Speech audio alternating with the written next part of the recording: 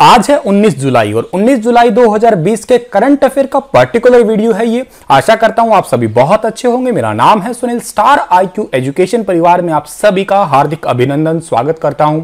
अगर आपने अभी तक मेरे चैनल को सब्सक्राइब नहीं किया है तो चैनल को सब्सक्राइब करना बिल्कुल मत भूलिएगा और पास में बेल आइकन को भी प्रेस कर लीजिएगा ताकि जितनी भी वीडियो मैं अपलोड करूं उनका नोटिफिकेशन सबसे पहले आप ही को मिले।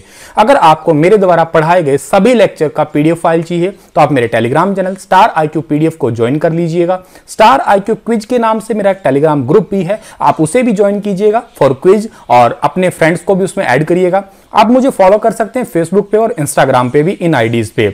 आइए स्टार्ट करते हैं। कल मैंने आपसे क्वेश्चन पूछा था, उसका सही जवाब क्या था कि जूनागढ़ अभिलेख में किस शक राजा का नाम दर्ज है। तो इस क्वेश्चन का बिल्कुल सही जवाब था रुद्रदामन। ए ऑप्शन जो है इस क्वेश्चन का हमारा बिल्कुल ठीक था। बहुत सारे बच्चों ने इसके बारे में डिटेल से लिखा है, बहुत अच्छी बात है। और आप डिटेल से कमेंट जो हैं, कोई और नए व्यूवर्स हैं उन कमेंट्स को भी पढ़ सकते हैं, काफी हद तक डिटेल में चीजों को लिख रखा है। जूनागढ़ अभिलेख गुजरात के जूनागढ़ में है।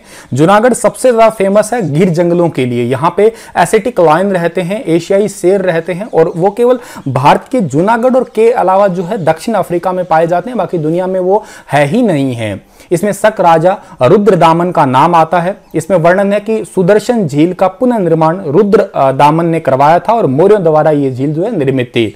जूनागढ़ जो है एक पुराना शहर है और इस जूना मतलब पुराना ही होता है। नरसिंह मेहता का भी आपने सुना होगा, नानी बाई का मायरा वगैरह। नरसिंह मेहता का घर भी जो है जूनागढ़ के अंदर है।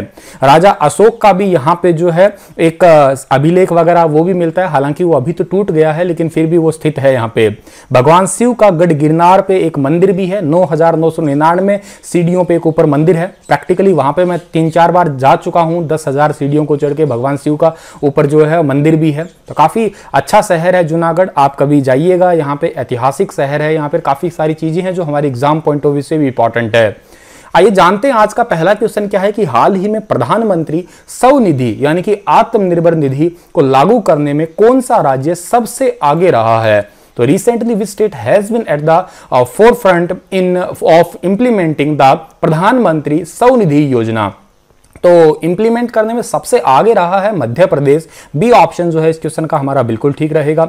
अच्छा, PM street vendor Atmanirbhar Nidhi, आप सभी को पता है कि बाकी सभी के लिए तो सरकार ने योजनाएं चला दी है, लेकिन जो स्ट्रीट वेंडर है यानी कि जो गलियों के अंदर आपके रेडियो से रेडी फड़ी वाले होते हैं, जो बेचते हैं गलियों में घूमते हैं, उनके लिए भी तो कोई योजना होनी चाहिए ना।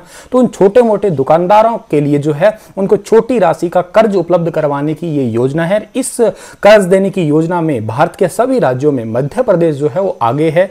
अच्छा, उनको क्या लाभ मिल रहा है? उनको भी 15,000, 20,000, 10,000 का अगर कर्ज मिल जाता है तो वो इनिशियली छोटा सा बिजनेस दोबारा स्टार्ट कर सकते हैं, दोबारा ग्रो अप हो सकते हैं इस लॉकडाउन में। जैसे ही उनकी जो है आर्थिक जो व्यवस्था है, आर्थिक स्थिति है वो थोड़ी सी गिरी है तो वापस वो आर्थिक स्थिति से उभर सकते हैं। अच्छा, बात मध्य प्रदेश की हुई है तो मध्य प्रदेश को मैप में देखिएगा। यहाँ की राजधानी क्या है? भोपाल है। मुख्यमंत्री का नाम शिवराज सिंह चौहान है। राज्यपाल लालजी टंडन है, लेकिन लालजी टंडन अभी बीमार चल रहे हैं तो इनका अतिरिक्त प्रभार जो है वो किसको दिया गया है? आनंदीबेन पटेल को, जो कि यूपी की मुख्यमंत्री, यूपी की आपके राज्यपाल है और उत्तर गुजरात की पूर्व मुख्यमंत्री भी रह चुकी है। ये भी बात आपको याद रखनी है। मध्य प्रदेश के उच्च न्यायालय के मुख्य न्यायाधीश का नाम है अजय कुमार मित्तल। लोकसभा सीटें मध्य प्रदेश की 29 है, राज्यसभा सीटें 11 है, विधानसभा जो सीटें हैं वो 230 है। अच्छा, एक बात और भी याद रखिएगा, मध्य प्रदेश जो है ना ये यहाँ पे सबसे ज्यादा वन है भारत के अंदर, ये बात जरूर याद रखिएगा आप लोग। और अगर आपसे पूछा जाए कि भारत के अंदर सबसे ज्यादा जो है एसटी कहाँ रहते हैं, वो भी मध्य प्रदेश के अंदर रहते हैं, यानी कि शेड्यूल्ड ट्राइब। चलिए अगले क्वेश्चन की ओर बढ़ते हैं। तो हाल ही में किसने कोविड-19 से लड़ने के लिए पोस्ट कोविड कोच विकसित किया है? तो who has recently developed a post covid coach to fight कोविड-19। तो ये पोस्ट कोविड कोच जो बनाए हैं, ये बनाए हैं इंडियन रेलवे ने। ए ऑप्शन सही है इस क्वेश्चन का हमारा। भारतीय रेलवे की जो कपूरथला की एक यूनिट है जहां पे रेल कोच फैक्ट्री भी है। अगर आपसे पूछा जाए कि सवारी डिब्बों का निर्माण कहाँ होता है तो पंजाब के कपूरथला में होता है। वहां पे पोस्ट कोविड कोच बनाए गए हैं और ये कोविड कोच है यानी कि यहाँ पे कोरोना वायरस से रिलेटेड जितने भी पेशेंट हैं उनका इलाज किया जाएगा। और भारतीय रेलवे की बात हुई है तो इंडियन रेलवे की स्थापना 16 अप्रैल 1853 को हुई है। हेडक्वार्टर इसका न्यू दिल्ली में है। रेलवे मंत्री का नाम पीयूष गोयल है। स्वतंत्र भारत के पहले रेल मंत्री का नाम जॉन मथाई है और पहले रेल मंत्री वैसे है आसिफ अली। स्वतंत्र भारत के पहले हैं जॉन मथाई। रेलवे बोर्ड के अध्यक्ष का नाम क्या है? वीके यादव है, विनोद कुमार यादव। भारत में पहली रेल जो चली थी वो मुंबई से लेकर ठाणे चली थी, 34 किलोमीटर चली थी। आगे बढ़ते हैं तो हाल ही में भारतीय रेलवे द्वारा भारत के पहले केबल वाले पुल का निर्माण कहां किया जा रहा है? तो जो केबल रेल ब्रिज है वो इंडियन रेलवे द्वारा बनाया जा रहा है J&K में, यानी कि जम्मू और कश्मीर में। ए ऑप्शन जो है इस क्वेश्चन का हमारा बिल्कुल ठीक रहेगा। रेल मंत्री पीयूष गोयल ने J&K के अंदर जो है कटरा और रियासी को जोड़ने के लिए भारत के पहले केबल रेल पुल, इसका नाम है अंजी खाद पुल, इसके निर्माण की जानकारी दी है रिसेंटली। इस पुल को कोंकण रेलवे कॉर्पोरेशन द्वारा जो है बनाया जा रहा है, जिसको आप शॉर्ट फॉर्म में KRCL के रूप से भी याद कर सकते हैं। अच्छा, जम्मू और कश्मीर वर्तमान में भारत का जो है केंद्र शासित प्रदेश है। GC मुर्मू यानी कि गिरीश चंद्र मुर्मू यहाँ के राज्यपाल हैं। और जम्मू कश्मीर में भारत में सबसे ज्यादा केसर होती है, जिसको रिसेंटली GI टैग भी मिला है। जम्मू कश्मीर के अंदर जो है आपका एक दाचिगम नेशनल पार्क है, जहां पे हुंगल नामक हिरण की प्रजाति है।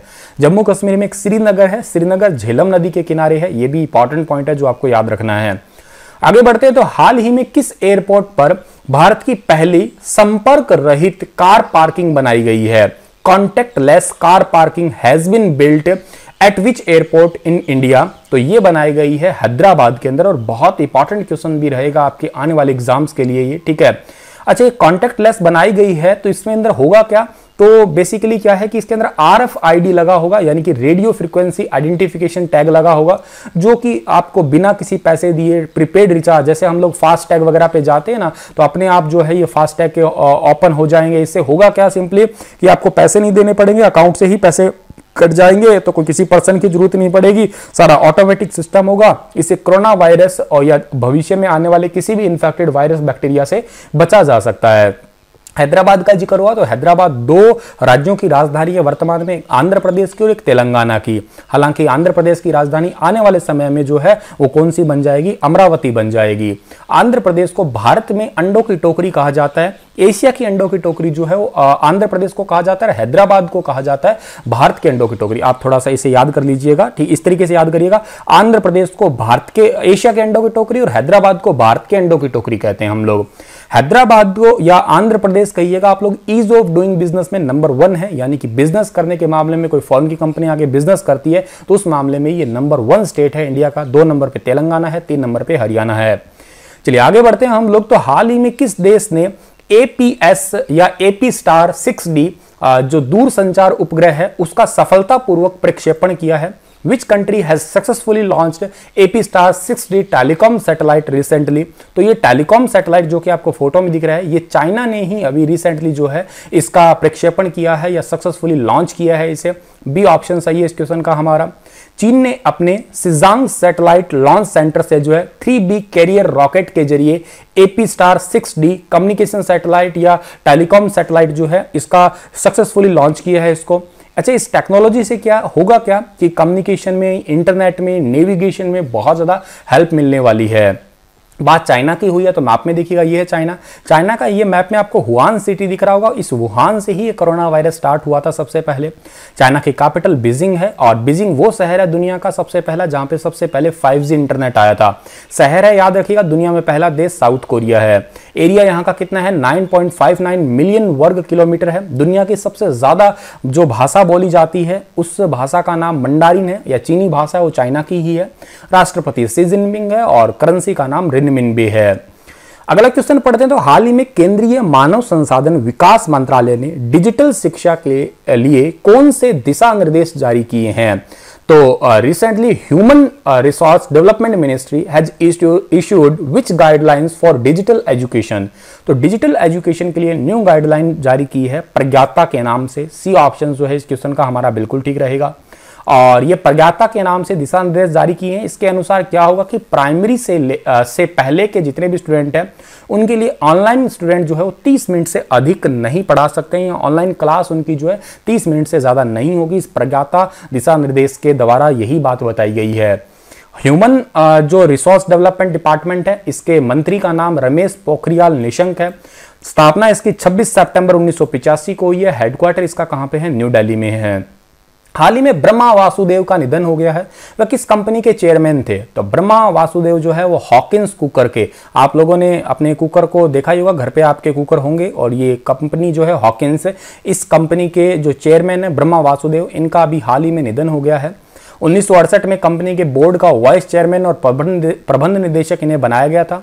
2006 से कंपनी के गैर कार्यकारी अध्यक्ष और ये सलाहकार रहे हैं, जो कि आपको फोटो में देख रहे हैं। अब ये भाई साहब इस दुनिया में नहीं रहे, ये टपक चुके हैं अब इस दुनिया से। स्वामीनारायण गांधी के पूजनीय गुरु का नाम बताइए जिनका हाल ही में निधन हो गया है।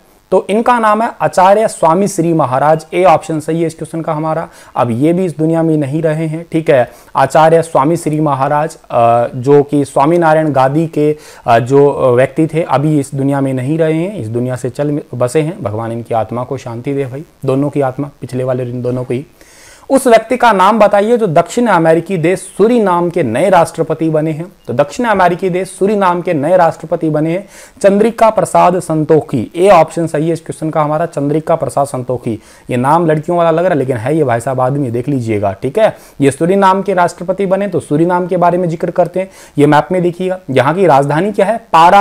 पारामारिबो, ठीक है, दोबारा बता रहा हूं, पारामारिबो, ठीक है। जनसंख्या कितनी है? 5.76 लाख है। करेंसी सूरीनाम डॉलर है। आधिकारिक भाषा क्या है? डच है यहाँ की। अगला हमारे क्वेश्चन है, संयुक्त राष्ट्र मान्यता प्राप्त नेल्सन मंडेला अंतरराष्ट्रीय दिवस दुनिया भर में कब मनाते हैं? तो संयुक्त राष्ट्र द्वारा जो recognised national Mandela international day है वो 18 जुलाई को मनाया जाता है।